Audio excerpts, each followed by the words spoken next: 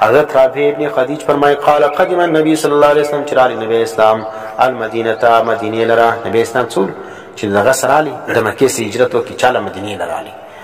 وهم يعبرون النخل دي چولو تکبیری کوله تکبیری دا ته وایي د شاخونه کلمې کول دا درخت څه دی یو شاخ چې کوم دی هغه داسې پرې کړي دا چې شوي دا نر وي دا نر چې کوم دی هغه میوه نه کوي نو دوی راولاړ چې دا به ښځ درخت یو دغه راواخلي یو شاخله راواخلي هغه دا دې پرې کړي په د مابین دې چرخي بیا وتړي پسې اوس یې پسې چې ټیپ یو بل شي پسې وتړي بیا چې دا ګرد درخت ته شي شي بیا دا بیا ښه داسې بیا شي کړي نو اوس چې کوم دی دا تکبیري کوله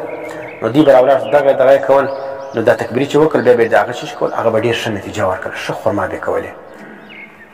نو اوس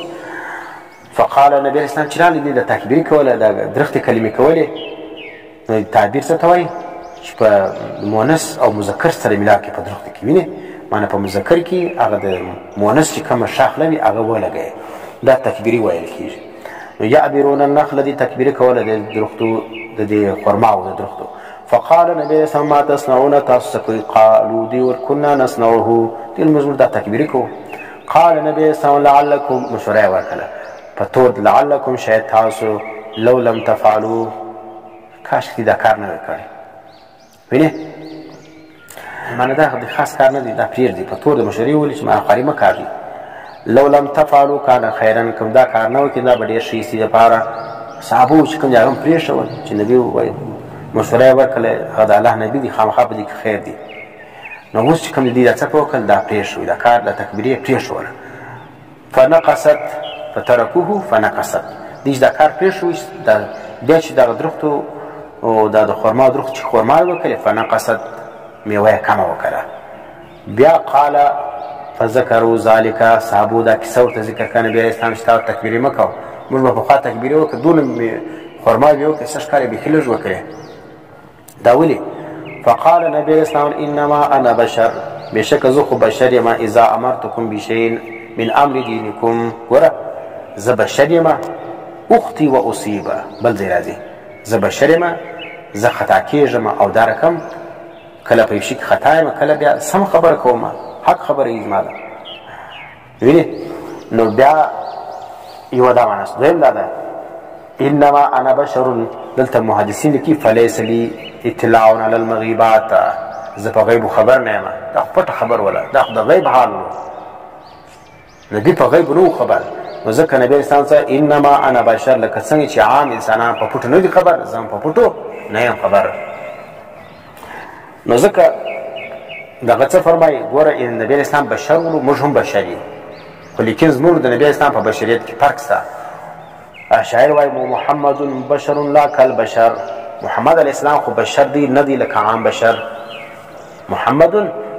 بشر لا کالبشر محمد علیه السلام خو بشر دی هغه رقم پلار او مور لري لکه موږ چې لرو لیکن لا کالبشر لکه عام انسانان دا رقم بشر خو نه دی نو بل هو یاقوت فی الحجر دی داسې لکه یاقوت چې په ډبرو کې دی یاقوت هم ډبره ده عام ډبرې هم دي اوس عام ډبرې چې کوم دي هغه د خاص شی نه دي او یو یاقوت چې کوم دی هغه ډېره اصلي ډبره ده په ډېر قیمت لري نو ګوره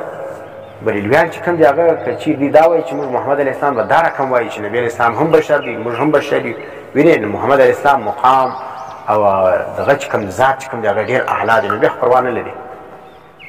او که دوی دا وایي چې محمد علیه السلام چې کوم دی هغه ګسه بشر ولو نه یا نوم یې خالي د بشر دی د بشر په صورت کې نور دی دا وینې اصل کې نور دی وینې او خالي صورت د بشر دی نو دا عقیده بیا موږ نه منو محمد علیه السلام چې کوم دی دا په اعتبار د ذات باندې بشر دی خو اعلی بشر دی مالټول لکه څنګه د یاقوت او د ډبرې چې فرق کېږي دا رقم د محمد علیه السلام او د نورو بشرو فرق شته وینې او محمد علیه السلام چې کوم دی هغه زموږ دا عقیده ده چې نبي علیه السلام په اعتبار د صفت باندې دی چې شو نور ولو په اعتبار د هدایت باندې نبي علیه السلام چې خلق ته لار وښوله په دا اعتبار باندې نبي علیه السلام نور ولو اوس ته چې چا ته لار وښیې نو خو دغه چې څه دی د کډې سره راویستي دی د تیارې سره راویستي دلته خو ظاهري تیاره نه ده مراد ظاهري کډۍ نه دي مراد هغه د جهنم تیارې اور کډیان مراد د هغو څخه دې بچاو یسړی چې کوم دی هغه چې شي خلک وایي علم روشني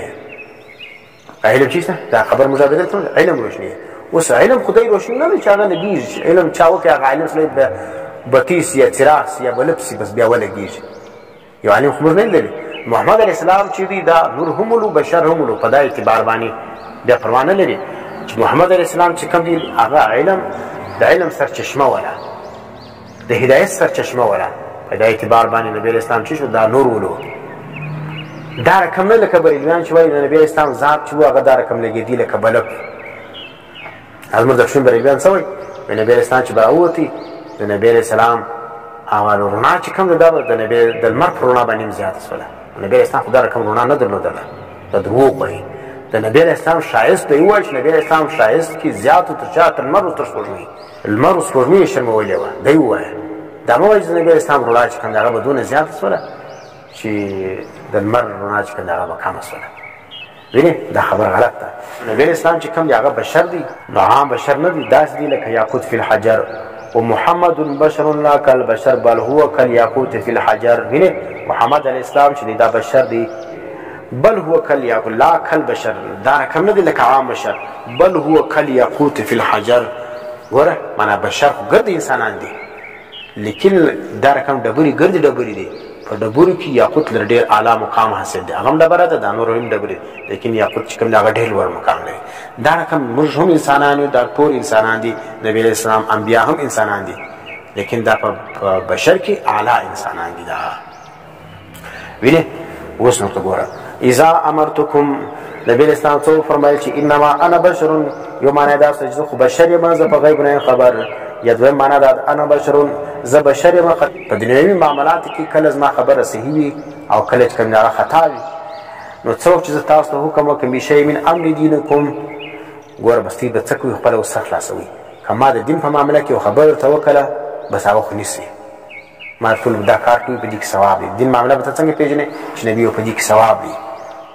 نو که ما د دین مسله درته بیان کړله د ثواب مسله مې درته بیان کړله